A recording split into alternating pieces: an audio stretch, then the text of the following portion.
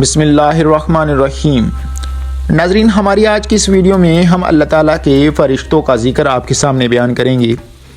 فرشتے اللہ تعالیٰ کا پیغام اس کے مقبول بندوں تک پہنچانے کا فریضہ سر انجام دیتے ہیں۔ وہ لطیف اور نورانی مخلوق ہیں اور عام انسان انہیں دیکھ نہیں سکتے۔ بعض کم فہم لوگ فرشتوں کے خارجی وجود کا انکار کرتے ہیں اور ان قرآنی آیات کی تلاوت جن میں فرشتوں کا ذکر ہے مجرد قوتوں کے طور پر کرتے ہیں۔ اسلامی تعلیمات کی روشنی میں ایسے تصورات گمراہی پر مبنی ہیں۔ ملائکہ احکام الہی کی تعمیل کرنے والی معزز مخلوق ہے۔ اس کے وجود اور ان سے متعلق تفصیلات کو ماننا ایمان بالملائکہ کہلاتا ہے۔ فرشتوں کی کوئی خاص صورت نہیں، صورت اور بدن ان کے حق میں ایسا ہے کہ جیسے انسانوں کے لیے ان کا لباس۔ اللہ تعالیٰ نے انہیں یہ طاقت دی ہے کہ جو شکل چاہیں اختیار کر لیں۔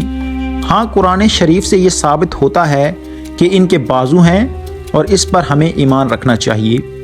یوں تو اللہ تعالیٰ نے بے شمار فرشتے پیدا فرمائے، تاہم فرشتے جو زیادہ مشہور ہیں وہ یہ ہیں۔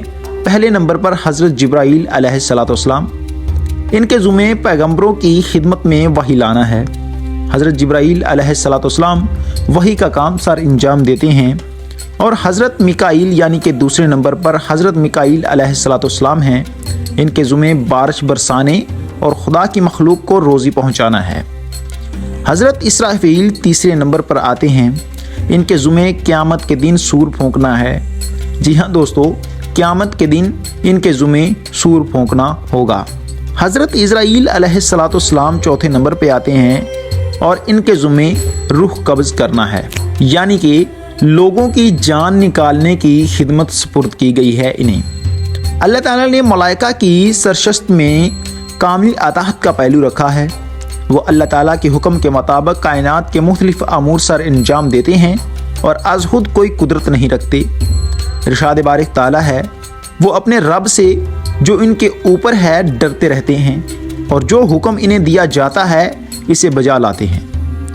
جب اللہ تعالیٰ کسی قوم کی ہلاکت کا ارادہ کرتے ہیں تو حضرت جبرائیل علیہ السلام کو اپنے دشمنوں کے خلاف جنگ میں مدد پر مقرر کر دیتے ہیں، اور حفاظت بارش اور زمین کے نباتات اور حضرت میکائیل کے سپرد ہیں۔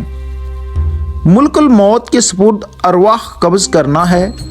پس جب دنیا ختم ہوگی تو لوگوں کے اعمال ناموں کو جمع کیا جائے گا اور الکتاب کے ساتھ تقابل کیا جائے گا۔ رسول کریم صلی اللہ علیہ وآلہ وسلم نے ارشاد فرمایا کہ بلا شبہ حضرت اسرافیل جب سے سور پھونکنے پر مقرر ہوئے ہیں تب سے تیار ہیں، اور عرش کے ارد گرد اس خوف سے نظر کر رہے ہیں کہ انہیں نظر چپکنے سے قبل حکم نہ دے دیا جائے، اور اس کی دونوں آنکھیں چمکدار ستاروں کی مانند ہیں۔